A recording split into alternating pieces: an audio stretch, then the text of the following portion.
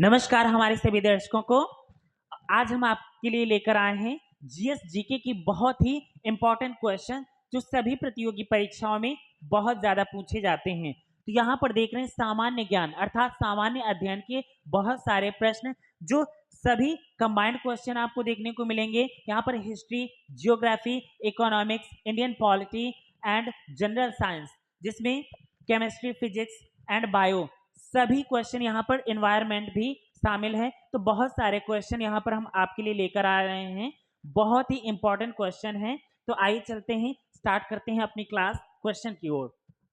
यहाँ पर देख रहे हैं पहला क्वेश्चन है, पृथ्वी से पलायन वेग का मान कितना होता है। ये साइंस से क्वेश्चन यहाँ पर देख रहे हैं। ये सारे क्वेश्चन जो आपके मिल रहे हैं ये साइंस से रिलेटेड क्वेश्चन है। तो पहला क्वेश्चन है आपका, पृथ्वी से पलायन वेग का मान कितना होता है। तो यहाँ पर देख रहे हैं 11.25 अर्थात 11.25 यानी 11.25 किलोमीटर प्रति सेकेंड। तो ये पृथ्वी से पलायन वेग, पृथ्वी से पलायन वेग जो होता है ऊपर से नीचे जब मतलब ऊपर से नीचे अगर कोई वस्तु यहाँ से पृथ्वी से ऊपर से ऐसे करके मतलब डाली जाती है तो इसका वेग कितना होता है। तो 11.25 किलोमीटर प्रति सेकेंड इतना होता है।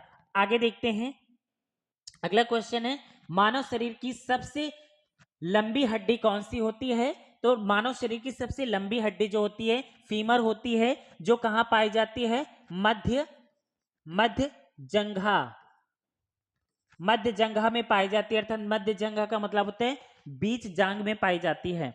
ये जो फीमर हड्डी होती है ये बीच जांग में पाई जाती है। जो सबसे शरीर की सबसे लंबी हड्डी होती है और सबसे मजबूत हड्डी कौन सी होती है, शरीर की सबसे मजबूत हड्डी होती है मसूड़ों की, अर्थात दांत का इनेमल।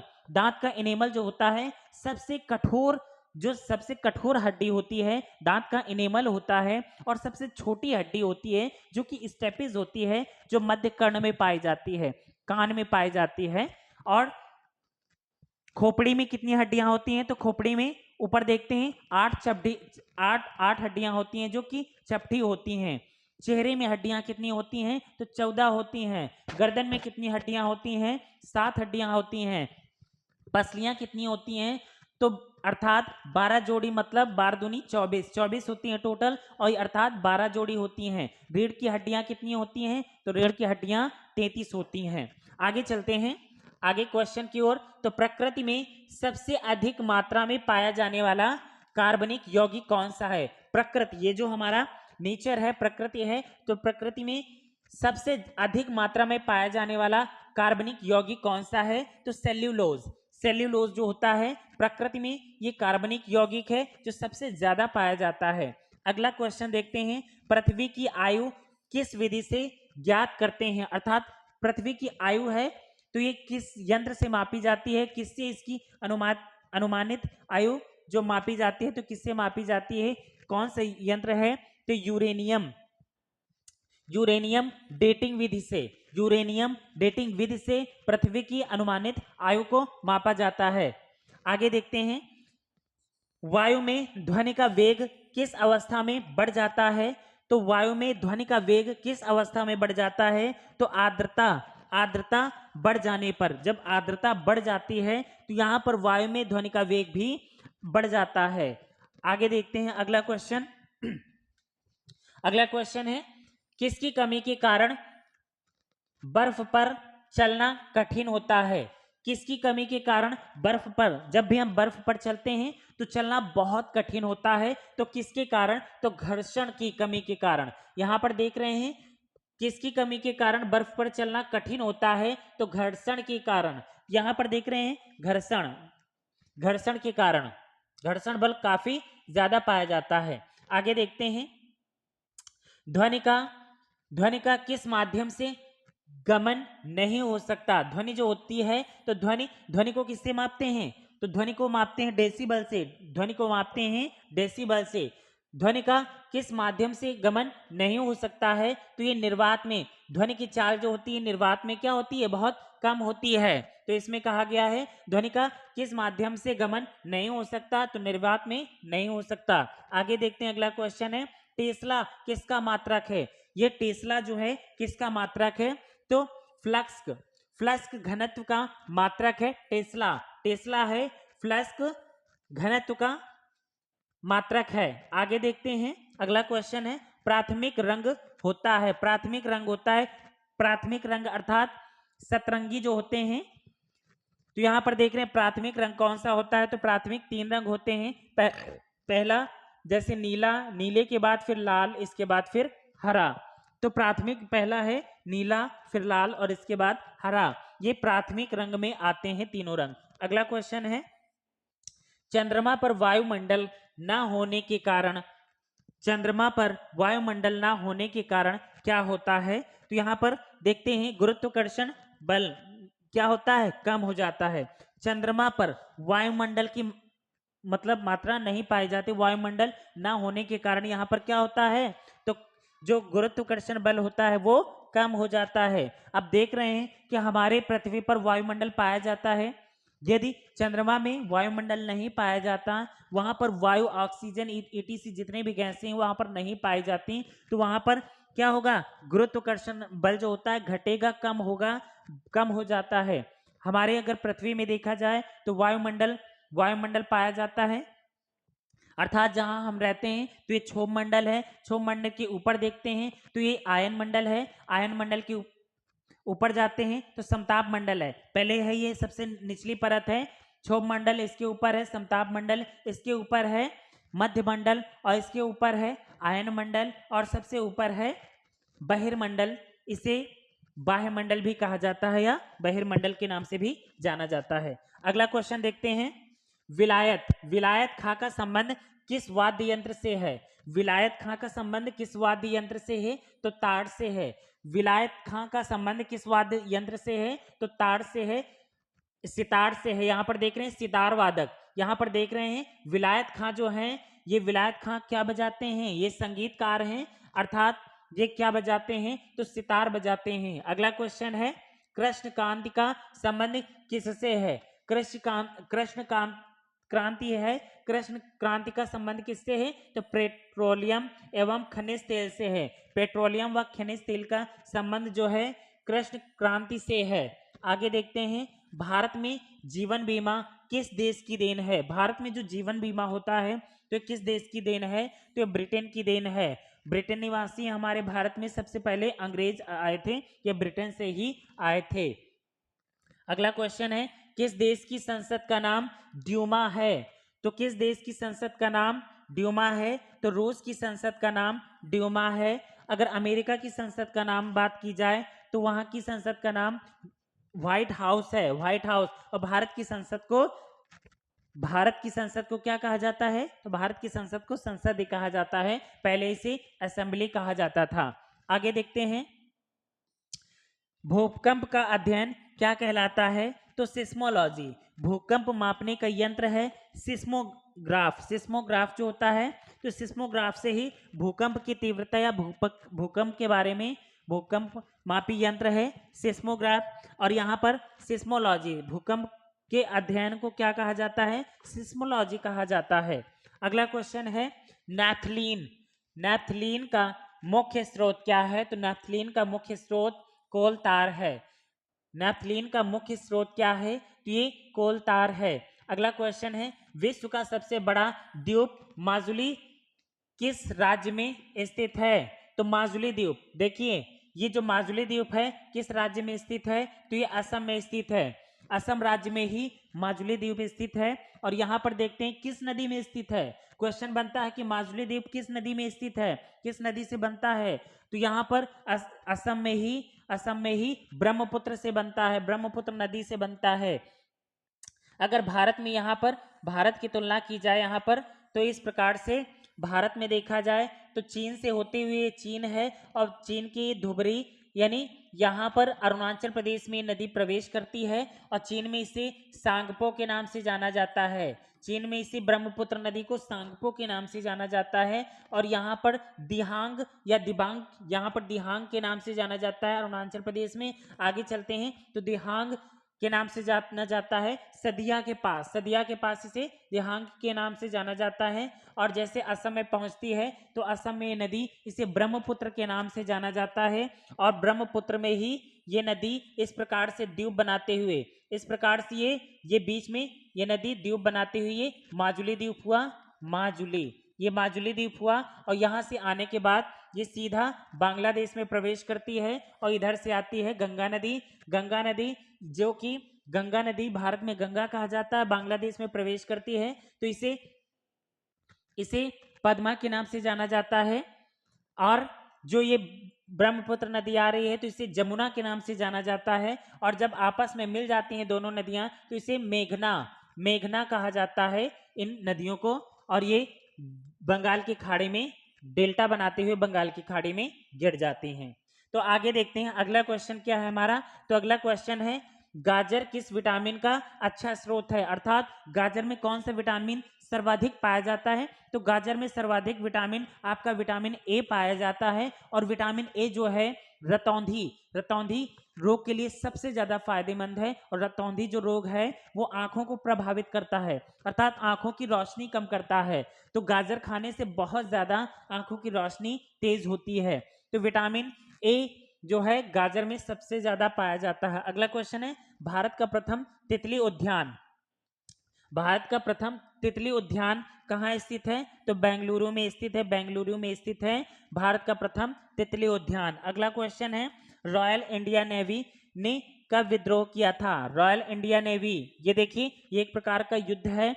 और कब किया था तो फरवरी 1946 में, फरवरी 1946 में ही रॉयल इंडिया नेवी का विद्रोह हुआ था। और 1946 में कौन सी घटना घटित हुई थी। तो यहाँ पर 9 दिसंबर 1946 को ही संविधान की प्रथम बैठक हुई थी जिसमें अस्थायी अध्यक्ष चुने गए थे डॉक्टर सच्चिदानंद सिन्हा को। इसके बाद ठीक 2 दिन बाद 11 दिसंबर 1946 को जो कि डॉक्टर राजेंद्र प्रसाद को स्थायी अध्यक्ष चुना गया था। इसके बाद संविधान बनने की प्रक्रिया प्रारंभ हुई थी। आगे देखते हैं अगला क्वेश्चन लक्षद्वीप, लक्षद्वीप के अधिकांश निवासी कौन सी भाषा बोलते हैं, अर्थात लक्षद्वीप में कौन सी भाषा सर्वाधिक बोली जाती है। तो मलयालम भाषा, मलयालम भाषा अर्थात क्यों, क्योंकि केरल, केरल राज्य है। यहां पर देखते हैं यहां पर देखते हैं ये केरल पड़ता है, केरल, और ये तमिलनाडु है, तमिल, ये तमिलनाडु है। और केरल ये आपका क्षेत्र पूरा केरल पड़ता है। और केरल यहां पर देखते हैं तो ये आपका लक्षद्वीप है, लक्षद्वीप, यहां पर लक्षद्वीप है। तो केरल में आपकी मलयालम, मलयालम भाषा, मलयालम, मलयालम भाषा बोली जाती है। तो यहाँ के निवासी, यहाँ से आने जाने का रास्ता है तो यहाँ के निवासी भी मलयालम भाषा भी बोलते हैं। तो देखिए लक्षद्वीप में अधिकांश लोग मलयालम भाषा ही बोलते हैं। आगे देखते हैं चरक किस राजा के राजवैद्य थे। तो कनिष्क, अभी हमने ये पहले वाले वीडियो में भी बताया था कि जो कनिष्क का राज दरबारी चिकित्सक था, अर्थात जो डॉक्टर था कनिष्क के राज दरबार में, वो चरक था। और चरक ने क्या लिखा था, चरक संहिता नामक पुस्तक लिखी थी। चरक ने चरक संहिता नामक पुस्तक लिखी थी जिसमें 450 जड़ी बूटियों का, मतलब वहां पर देखते हैं 450 बीमारियों का इलाज मिलता है, जड़ी बूटियां मिलती हैं उसमें। अगला क्वेश्चन है हिथ्रो एयरपोर्ट कहाँ स्थित है। हिथ्रो एयरपोर्ट स्थित है लंदन में। हिथ्रो एयरपोर्ट कहाँ स्थित है तो ये है लंदन में स्थित है। अगला क्वेश्चन है डायमंड हार्बर और साल्ट लेक सिटी कहाँ स्थित है। तो डायमंड हार्बर और साल्ट लेक सिटी कहा जाता है, कोलकाता को कहा जाता है। तो कोलकाता में ही स्थित है। कोलकाता जो है भारत के 4 सबसे बड़े शहर हैं, मुंबई, दिल्ली, मुंबई, चेन्नई और कोलकाता। जो कि कोलकाता, कोलकाता काफी ज्यादा प्रसिद्ध है। जो अंग्रेज हमारे भारत में आए तो सबसे पहले पश्चिम बंगाल के कोलकाता में ही आए थे। यहाँ पर इसे कोलकाता को डायमंड हार्बर के नाम से भी जाना जाता है। और यहाँ पर साल्ट लेक सिटी, इसी को साल्ट लेक सिटी भी कहा जाता है। अगला क्वेश्चन है भारतीय राष्ट्रीय कांग्रेस के प्रथम मुस्लिम अध्यक्ष कौन थे। भारतीय राष्ट्रीय कांग्रेस के प्रथम मुस्लिम अध्यक्ष कौन थे। तो कौन थे, ये बदरुद्दीन तैयब जी थे। बदरुद्दीन तैयब जी, बदरुद्दीन तैयब जी थे। जो भारतीय राष्ट्रीय कांग्रेस के प्रथम मुस्लिम अध्यक्ष कौन थे? बदरुद्दीन तैयब जी थे। अगला क्वेश्चन देखते हैं यहाँ पर। वही क्वेश्चन फिर से आ गए हैं, आगे देखते हैं। यहाँ पर नाटो का मुख्यालय कहाँ स्थित है? नाटो का मुख्यालय कहाँ स्थित है? तो ये है ब्रुसेल्स में। नाटो का मुख्यालय कहाँ है? ब्रुसेल्स में है। अगला क्वेश्चन है, आदि कवि किसे कहा जाता है? आदि कवि के नाम से किसे जाना जाता है? तो वाल्मीकि को आदि कवि के नाम से जाना जाता है। वाल्मीकि ने क्या लिखा है? तो वाल्मीकि ने क्या लिखा है? महर्षि वाल्मीकि ने क्या लिखा है? तो ये महर्षि वाल्मीकि ने रामायण की पुस्तक लिखी है। किसने, कौन सी लिखी है? रामायण की पुस्तक महर्षि वाल्मीकि ने लिखी है और इन्हें आदि कवि के नाम से भी जाना जाता है। अगला क्वेश्चन है, लाइफ डिवाइन किसकी कृति है? यह लाइफ डिवाइन पुस्तक किसने लिखी है? तो अरविंद घोष ने लिखी है। लाइफ डिवाइन नामक पुस्तक किसने लिखी है? अरविंद घोष ने लिखी है। अगला प्रश्न है, सी ऑफ ट्रैंक्विलिटी कहाँ स्थित है? सी ऑफ ट्रैंक्विलिटी कहाँ स्थित है? तो चंद्रमा पर स्थित है। ये जो शब्द दिखाई दे रहा है सी ऑफ ट्रैंक्विलिटी कहाँ पर स्थित है? तो ये चंद्रमा पर स्थित है। चंद्रमा के जाने के बाद पश्चात वहां पता चलेगा कि कहाँ स्थित है, चंद्रमा में स्थित है। और चंद्रमा क्या है? चंद्रमा पृथ्वी का एकमात्र उपग्रह है। चंद्रमा क्या है? चंद्रमा पृथ्वी का एकमात्र उपग्रह है। अगला क्वेश्चन है, कुंभ का मेला कितने वर्ष बाद लगता है? तो यहाँ पर देख रहे हैं कुंभ का मेला कितने वर्ष बाद लगता है? तो कुंभ का मेला जो है हर 12 वर्ष बाद लगता है। अब प्रश्न उठता है कि कुंभ का मेला कहाँ कहाँ लगता है? तो आइए देखते हैं कुंभ का मेला। सबसे पहले यूपी में देखते हैं। यूपी में कहाँ? प्रयागराज। प्रयागराज में पहले कब लगा था? तो 2012 में लगा था। अब कब लगेगा? तो अभी लगने वाला है। ये अभी लगने वाला है 2025 में ही। तो अभी जनवरी 2025 में महाकुंभ, अर्थात 2012 के बाद फिर से आ रहा है लौटकर महाकुंभ। जो महाकुंभ जहां पर प्रयागराज में क्या है? गंगा, यमुना और सरस्वती का संगम है। जहां पर गंगा नदी और यमुना नदी आपस में मिलती हैं, वहीं पर जहां इन दोनों नदियों का मिलन हुआ है उसी स्थान का नाम है सरस्वती। और जहां ये तीनों नदियां आपस में मिल जाती हैं तो उसी को कहा जाता है संगम। और इसी संगम में जो कुंभ मेला लगा था तो 2012 में लगा था और इसके बाद फिर से 2025 में फिर से दोबारा लगने जा रहा है जनवरी 2025, अर्थात ये दिसंबर का अंतिम महीना चल रहा है। बस ठीक 10-12 दिन बाद कुंभ मेला प्रारंभ होने वाला है। कुंभ मेला अब प्रारंभ होने वाला है इसी जनवरी में। आगे देखते हैं। तो प्रयागराज में एक हो गया आपका यूपी के प्रयागराज में और दूसरा हो गया आपका हरिद्वार में। हरिद्वार यहाँ पर भी हर 12 वर्ष बाद यहाँ पर भी हरिद्वार में भी कुंभ मेला लगता है। आगे देखते हैं। यहाँ उज्जैन मध्य प्रदेश दूसरा। ये हरिद्वार जो है उत्तराखंड में पड़ता है, पहले अपने उत्तर प्रदेश में था। अब आगे देखते हैं। यहाँ एमपी अर्थात मध्य प्रदेश में उज्जैन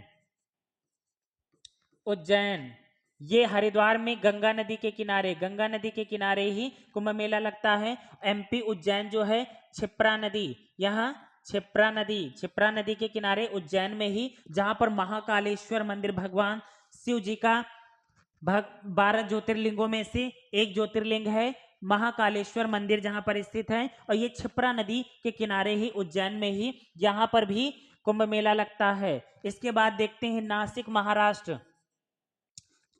ये तीसरा और चौथा है आपका महाराष्ट्र में कहा? नासिक महाराष्ट्र में नासिक में किस नदी के किनारे? तो गोदावरी नदी के किनारे महाराष्ट्र में नासिक में। इन 4 स्थानों पर हर 12 वर्ष बाद महाकुंभ अर्थात कुंभ मेला लगता है। प्रयागराज में और इसके बाद हरिद्वार में, उज्जैन मध्य प्रदेश में, महाराष्ट्र में, नासिक में, गोदावरी नदी के किनारे। तो ये क्वेश्चन बहुत ही इंपॉर्टेंट है। कुंभ मेला कहाँ कहाँ लगता है हमने, और किस नदी के किनारे लगता है, यह हमने सारी बातें बता दी हैं। अगला क्वेश्चन देखते हैं। अगला क्वेश्चन है, महाभारत के युद्ध में कर्ण के सारथी कौन थे? अर्थात कर्ण जो थे, महाभारत के कर्ण जो थे, जो सबसे ज्यादा इनको दानी माना जाता है कर्ण को, तो कर्ण के सारथी कौन थे? शल्य। महाभारत में कर्ण के सारथी कौन थे? शल्य को माना जाता है। अगला क्वेश्चन है, इंदिरा गांधी राष्ट्रीय मानव संग्रहालय कहाँ पर स्थित है? तो भोपाल मध्य प्रदेश अर्थात एमपी में। इंदिरा गांधी राष्ट्रीय मानव संग्रहालय कहाँ स्थित है? तो भोपाल में अर्थात एमपी में स्थित है। अगला क्वेश्चन है, गीत गोविंद के रचनाकार कौन है? गीत गोविंद के रचनाकार कौन है? जयदेव। जयदेव जो है गीत गोविंद नामक पुस्तक की रचना की थी। अगला क्वेश्चन देखते हैं, बीरबल का वास्तविक नाम क्या है? बीरबल का वास्तविक नाम है महेश दास। बीरबल का वास्तविक नाम क्या है? महेश दास। और ये बीरबल कौन थे? ये अकबर के दरबारी 9 रत्नों में से एक हैं बीरबल, और इनका वास्तविक नाम है महेश दास। अगला क्वेश्चन है, बटरफ्लाई शब्द किस खेल से संबंधित है? तो बटरफ्लाई जो शब्द है तो तैराकी से संबंधित, बटरफ्लाई में तितली होती है, और तितली जो होती है उड़ती है, और इसी से हम समझ सकते हैं कि तैराकी जब तैरते हैं तो इस प्रकार से ऐसे ऐसे करके पानी में तैरते हैं, तो तैराकी से संबंधित है। अगला क्वेश्चन देखते हैं। अगला क्वेश्चन है, कंपनी का वास्तविक स्वामी होता है। कंपनी जो भी कंपनियां होती हैं, तो कंपनी का वास्तविक स्वामी कौन होता है? तो ये होता है इक्विटी शेयर साधक। इक्विटी शेयर साधक कहा जाता है कंपनी का जो वास्तविक स्वामी अर्थात कंपनी का वास्तविक मालिक होता है, उसे इक्विटी शेयर साधक कहा जाता है। अगला क्वेश्चन है, सिख धर्म के प्रणेता नानक देव भगवान अर्थात गुरु नानक देव का जन्म स्थान कहाँ है? तो ये है तलवंडी। तलवंडी कहाँ पर पड़ता है? तो पंजाब में ही पड़ता है, पंजाब तलवंडी। गुरु नानक देव का यहाँ पर जन्म हुआ था, कहाँ? तलवंडी में। अब यहाँ पर देख रहे हैं कि ये गुरु नानक देव कौन है? तो सिख धर्म के प्रवर्तक कौन है? गुरु नानक देव हैं। सिख धर्म के प्रवर्तक हैं गुरु नानक देव। अगला देखते हैं क्वेश्चन, भारत की पहली महिला राज्यपाल कौन थी? तो ये सरोजनी नायडू थी। भारत की पहली महिला राज्यपाल कौन थी? सरोजनी नायडू थी। और कहाँ की थी? तो ये उत्तर प्रदेश की थी। उत्तर प्रदेश में ही सबसे पहले राज्यपाल महिला जो सरोजनी नायडू ही बनी थी।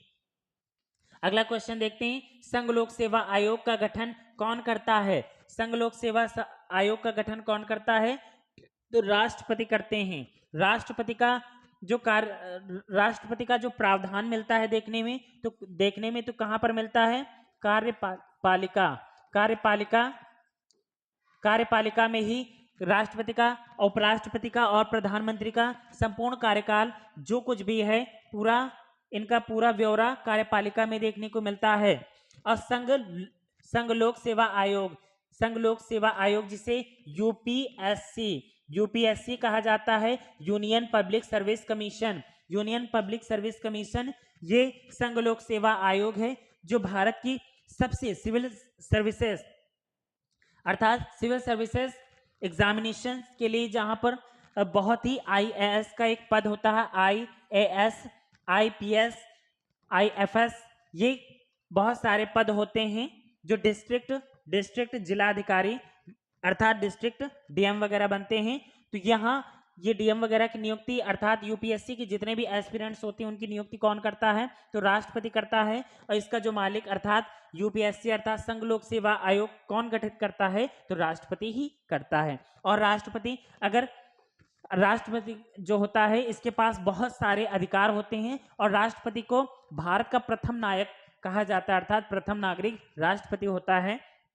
दो व्यक्तियों की फांसी रोक सकता है अर्थात दो व्यक्तियों की फांसी रुकाने का जो यहाँ पर उद्भव पाया जाता है वो राष्ट्रपति के ही पास होता है। अगला क्वेश्चन है, टिम्बुक्टू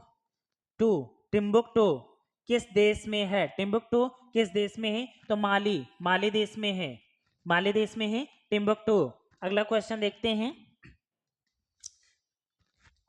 क्वेश्चन फिर से रिपीट हो गया। अगला क्वेश्चन देखते हैं, ये तो हो चुके हैं। अगला क्वेश्चन देख रहे हैं, 1905 में बंगाल का विभाजन किसके द्वारा किया गया था? 1905 में बंगाल का विभाजन किसके द्वारा किया गया था? तो लॉर्ड कर्जन के द्वारा किया गया था। लॉर्ड कर्जन के द्वारा 1905 में ही बंगाल का विभाजन किया गया था। बंगाल का विभाजन अर्थात बंग भंग आंदोलन। बंग भंग आंदोलन। बंग भंग आंदोलन किसने चलाया था? लॉर्ड कर्जन के शासनकाल में चला था। यहाँ पर 1905 में बंगाल का विभाजन हो गया था, जो कि पूर्वी बंगाल और पश्चिमी बंगाल, यहीं पर लॉर्ड कर्जन ने ही हिंदू और मुस्लिमों पर बहुत सारा विवाद उत्पन्न किया था, जिसमें मुस्लिम लीग की मांग की गई। और इसके बाद 1905 में लॉर्ड कर्जन के शासनकाल में बंगाल का विभाजन हुआ। इसके बाद 1906 में ही मुस्लिम लीग की स्थापना की गई और 1907 में सूरत अधिवेशन हुआ, जिसमें सूरत अधिवेशन में ही 1907 में ही जो भारतीय समाज था वहां दो गुटों में बट गया, एक नरमपंथी और एक उदारवाद और एक अनुदारवाद। यहाँ पर हिंदू और मुस्लिमों में बहुत बड़ा विवाद उत्पन्न हुआ, उनको अलग किया जाए, मतलब ये सारी समस्याएं यहाँ पर प्रारंभ हुई। अगला क्वेश्चन देखते हैं, अहिल्याबाई के शासक परिवार की थी? तो अहिल्याबाई होलकर परिवार से थी। होलकर एक वंश चल रहा था, तो अहिल्याबाई जो थी होलकर शासक परिवार से थी। अगला क्वेश्चन है, दिल्ली चलो का नारा किसने दिया था? दिल्ली चलो का नारा किसने दिया था? सुभाष चंद्र बोस ने दिया था। दिल्ली चलो का नारा किसने दिया था? सुभाष चंद्र बोस ने दिया था। करो या मरो का नारा किसने दिया था? तो करो या मरो का नारा अर्थात डू एंड डाई, करो या मरो का नारा 1942 में महात्मा गांधी ने, जब भारत छोड़ो आंदोलन हुआ था, तो भारत छोड़ो आंदोलन में ही करो या मरो का नारा महात्मा गांधी ने दिया था। अगला क्वेश्चन है, किस सुल्तान ने अपनी राजधानी दिल्ली से दौलताबाद स्थानांतरित किया? किस सुल्तान ने अपनी राजधानी दिल्ली से दौलताबाद स्थानांतरित किया? तो मोहम्मद बिन तुगलक ने। मोहम्मद बिन तुगलक ने अपनी राजधानी दिल्ली से दौलताबाद स्थानांतरित कर दिया। अगला क्वेश्चन है, केसरी समाचार पत्र के संपादक कौन थे? केसरी समाचार पत्र के संपादक कौन थे? बाल गंगाधर तिलक थे। केसरी समाचार पत्र के संपादक थे बाल गंगाधर तिलक।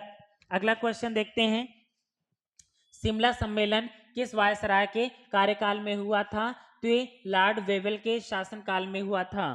शिमला सम्मेलन हुआ था या शिमला समझौता हुआ था, तो किस वायसराय के कार्यकाल में हुआ था? तो लॉर्ड वेवेल के शासनकाल में हुआ था। अगला क्वेश्चन देखते हैं, अथर्ववेद में भगवान शिव के लिए किस शब्द का प्रयोग किया गया है? तो महादेव का प्रयोग किया गया है। अथर्ववेद में जो अथर्ववेद है, जो वेद हैं, वेद 4 वेद हैं, ऋग्वेद, यजुर्वेद, अथर्ववेद, सामवेद, जिसमें कि अथर्ववेद है, तो अथर्ववेद में भगवान शिव के लिए एक महादेव शब्द का प्रयोग किया गया है। अगला प्रश्न है, समुद्रगुप्त को भारत का नेपोलियन कहा जाता है? किसने कहा था? तो विसेंट स्मिथ ने कहा था। समुद्रगुप्त जो था वीणा बजाता था, तो समुद्रगुप्त को भारत का नेपोलियन किसने कहा था? तो विसेंट स्मिथ ने कहा था। समुद्रगुप्त को भारत का नेपोलियन कहा जाता था। और समुद्रगुप्त क्या बजाता था? ये एक वाद्य यंत्र बजाता था, जो कि वीणा बजाता था, वीणा बजाते हुए पाया गया है। अगला क्वेश्चन देखते हैं, नील नदी के किनारे कौन सी सभ्यता का विकास हुआ या कौन सी सभ्यता विकसित हुई? तो यहाँ पर मिस्र सभ्यता, मिस्र जो देश है, यहाँ पर मिस्र देश में ही नील नदी पाई जाती है। और जिस प्रकार से भारत में सिंधु भारत में सिंधु नदी के किनारे सिंधु सभ्यता विकसित हुई, भारत में सिंधु नदी के किनारे सिंधु सभ्यता विकसित हुई, उसी प्रकार से मिस्र देश में नील नदी के किनारे यहाँ पर मिस्र सभ्यता विकसित हुई। अगला क्वेश्चन है, अजातशत्रु किस वंश से संबंध रखता था? जो अजातशत्रु था किस वंश का था? तो ये हर्यक वंश का था। अजातशत्रु किस वंश का था? राजवंश का था, तो ये हर्यक राजवंश का था। अगला क्वेश्चन देखते हैं, विडाल टेस्ट जो होता है किस रोग को की संभावना की जांच के लिए किया जाता है? तो टाइफाइड के लिए। जो विडाल टेस्ट जो होता है तो टाइफाइड रोग के लिए संभावना की जांच की जाती है कि इसमें टाइफाइड का रोग जो होता है तो विडाल टेस्ट कराया जाता है। अगला क्वेश्चन है ज्ञानपीठ पुरस्कार से सम्मानित होने वाले प्रथम महिला कौन थी? तो श्रीमती आशा पूर्णा देवी थी। यहाँ पर देख रहे हैं ज्ञानपीठ पुरस्कार सम्मानित होने वाली प्रथम महिला कौन थी? तो श्रीमती आशा पूर्णा देवी थी। अगला क्वेश्चन है अमजद अली खां। अमजद अली खां किस वाद्य यंत्र से संबंधित थे? या अमजद अली खां जो हैं कौन सा वाद्य यंत्र बजाते थे? तो सरोद अर्थात सरोद वादक यंत्र थे अमजद अली खां। बहुत ज्यादा जीके में क्वेश्चन पूछा जाता है। अगला क्वेश्चन है लोकसभा के अध्यक्ष के मत को क्या कहते हैं? लोकसभा के अध्यक्ष के मत को क्या कहा जाता है? तो निर्णायक मत कहा जाता है। निर्णायक मत कहा जाता है लोकसभा अध्यक्ष के मत को। अगला क्वेश्चन है सिंध का बाग या मुर्दों का टीला कहा जाता है किसे? इसी को मृतकों का टीला भी कहा जाता है। मोहनजोदड़ो को, मोहनजोदड़ो से जो खुदाई हुई है वहां से कुछ अवशेष प्राप्त हुए हैं जो सिंधु सभ्यता का प्रमाण देते हैं। तो यहाँ पर इसी को सिंध का बाग या मुर्दों का टीला या फिर मृतकों का टीला भी कहा जाता है मोहनजोदड़ो को। अगला क्वेश्चन देखते हैं सुंदरवन का डेल्टा कौन सी नदी बनाती है? तो सुंदरवन का डेल्टा है कौन सी नदी बनाती है? तो यहाँ पर देखते हैं गंगा नदी बनाती है। और भी देख लेते हैं जब उधर से ब्रह्मपुत्र नदी आती है और इधर से गंगा नदी जाती है और यहाँ पर बांग्लादेश में मिलती हैं आपस में, इसका नाम हो जाता है मेघना। और यहाँ पर डेल्टा बनाते हुए कहाँ पर गिरती हैं? तो बे ऑफ बंगाल अर्थात बंगाल की खाड़ी में गिरती हैं। तो कौन सी नदी डेल्टा बनाती है? सुंदरवन का डेल्टा गंगा नदी बनाती है। और यहीं पर सुंदरवन पाए जाते हैं पश्चिम बंगाल में पाए जाते हैं। और यहीं पर मैंग्रोव वनस्पतियां भी पाई जाती हैं। अगला क्वेश्चन है मेसेटा का पठार कहाँ स्थित है? मेसेटा का पठार कहाँ स्थित है? तो स्पेन तथा पुर्तगाल में, स्पेन देश तथा पुर्तगाल देश में इस मेसेटा का पठार स्थित है। अगला क्वेश्चन देखते हैं सामना किस राजनीतिक दल का प्रमुख समाचार पत्र है? सामना, यहाँ पर देख रहे हैं सामना किस राजनीतिक दल का प्रमुख समाचार पत्र है? तो शिवसेना का। यहाँ पर राजनीतिक दल है शिवसेना, एक राजनीतिक दल है जो भारत का ही है जिसका नाम है सामना। ये एक प्रकार का समाचार पत्र है सामना, जो शिवसेना जो राजनीतिक दल है उसका है। अगला क्वेश्चन है आसियान का मुख्यालय कहाँ स्थित है? तो जकार्ता में स्थित है। आसियान का मुख्यालय कहाँ स्थित है? जकार्ता में स्थित है।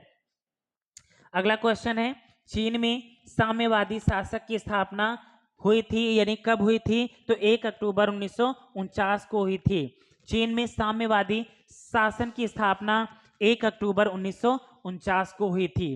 तो ये आपके सभी बहुत ही महत्वपूर्ण प्रश्न थे जीएस जीके के, जो सभी कॉम्पिटिटिव एग्जाम से में बहुत ज्यादा पूछे जाते हैं। ये सारे क्वेश्चन बहुत ही महत्वपूर्ण थे। बस यहीं तक। बाकी हमारा जो चैनल है स्टडी वेल 77 जीएस या जीके की क्लास देखने के लिए यहाँ पर प्लेलिस्ट बनी हुई है, जहां 1 बाय 1 करके आपको सभी प्रकार के वीडियो यहाँ पर देखने को मिलेंगे। जीएस की स्पेशल क्लास चल रही है जहां पर modern history, ancient history and medieval history, geography, Indian polity and यहाँ पर इकोनॉमिक्स की क्लास देखने को मिलेगी। एंड एनवायरनमेंट भी यहाँ पर क्लास एनवायरनमेंट की भी मिलेगी। तो यहाँ पर ये जो कुछ महत्वपूर्ण क्वेश्चन लेकर आए हैं बहुत ही इंपॉर्टेंट हैं, और इस वीडियो को आप ज़्यादा से ज़्यादा शेयर करें। जितने भी हमारे दर्शक हमें देख रहे हैं वो लोग कॉम्पिटिटिव एग्जाम्स अर्थात प्रतियोगी परीक्षाओं की जितने लोग भी यहाँ पर तैयारी कर रहे हैं, ये वीडियो उन सभी लोगों तक पहुंचाइए, शेयर कीजिए ज़्यादा से ज़्यादा, ताकि हम आपके लिए और भी अच्छे से अच्छा कंटेंट ला सकें। बस, thank you so much for watching this video.